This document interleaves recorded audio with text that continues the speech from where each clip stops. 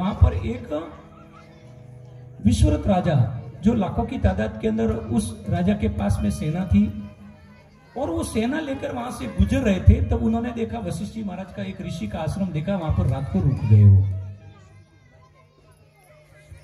और जब वो रात्रि को वहां रुके, देखो ठीक है, हमारे यहाँ कोई भी मेहमान आता है रात्रि को भूखा सो जाए तो अच्छा नहीं लगे, संत मंत या कोई भी आए तो फिर रात्रि को भोजन करके सोना चाहिए।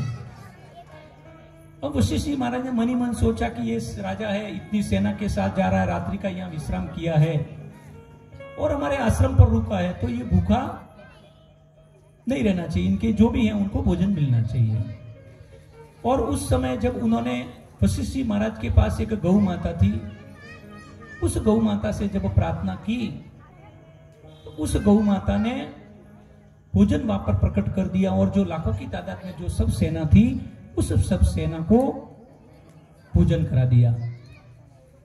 अब वो विश्वरथ राजा मन ही मन सोचने लगा कि इस ऋषि के पास ऐसी तो क्या शक्ति है जो इतने लोगों को इन्होंने भोजन करा दिया। जब उन्होंने देखा कि अरे इस ऋषि की ताकत तो गौ है, ये गौ के सामने जो प्रार्थना करते हैं गौ माता वहां सब चीजें प्रकट कर देती है।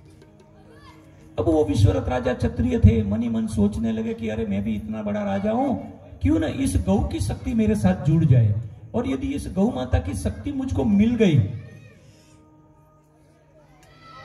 तो मुझे दुनिया के अंदर मुझे कोई हरा नहीं सकता है। उस समय उस विश्वरथ राजा ने वशिष्ठ जी महाराज से कहा कि ऐसा करो, आपके पास ये जो गौ है ये गाय तुम मुझको दे दो। वशिष्ठ जी महाराज ने कहा कि ये गाय तो मैं तुमको कैसे दे सकता हूं, ये तो मेरा प्राण है। तो क्षत्रिय थे, वो राजा थे, उन्होंने कहा ये ब्रह्मर्षि, तुम यदि प्रेम से देंगे तो भी तुमको ये गाय देनी है, और यदि तुम प्रेम से नहीं देंगे तो भी ये गाय तो मेरी ताकत से मैं ले लूंगा, क्योंकि मेरे पास इतनी सेना है। वशिष्ठ जी महाराज अंदर ही अंदर दुखी हुए कि इनके पास इतनी ताकत है, इतनी सेना है, और मैं अकेला हूं, इनके सामने लड़ नहीं सकता हूं।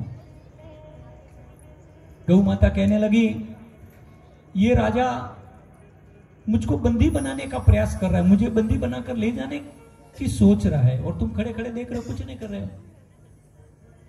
वशिष्ठ जी महाराज कहने लगे, मैं क्या कर सकता हूं, मैं इनके सामने नहीं लड़ सकता हूं, मेरी ताकत नहीं है कि इतनी सेना के सामने मैं लड़ूं। तो गौ माता कहने लगी, यदि तुम नहीं लड़ सकते तो क्या ये मेरे को लेकर जाएंगे, तो क्या तुम जीवित रह सकते हो? वशिष्ठ जी महाराज ने कहा कि जिस समय मैया तुम मेरे इस खूंटे से निकल जाओगी, उसी समय से मेरे प्राण भी निकल जाएंगे।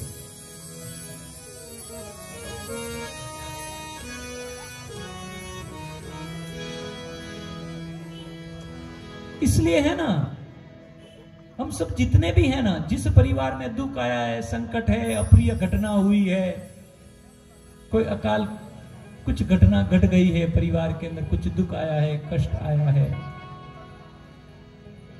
हम इसके मूल को देखने को जाएंगे तो कहीं ना कहीं गौ माता से अनादर तो हुआ है हमारे जीवन के अंदर।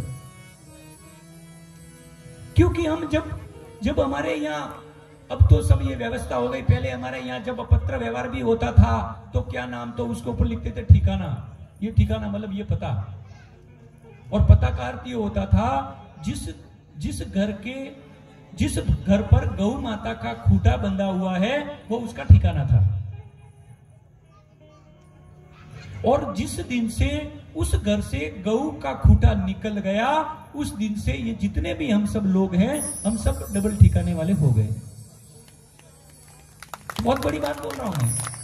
आज हम सब आज इस बिलीमोरा के अंदर है, लेकिन 25 साल बाद हम तमिलनाडु के अंदर होंगे, मुंबई के अंदर होंगे, या भारत के कौन से देश के किनारे के अंदर होंगे, इसका हमको पता नहीं है। क्योंकि हमारा जिस दिन से खूंटा हमारा निकल जाएगा, उस दिन से हमारा ठिकाना निकल जाएगा। दुनिया की कोई ताकत हमको बचा नहीं सकती है, ध्यान रखना जीवन के अंदर आप।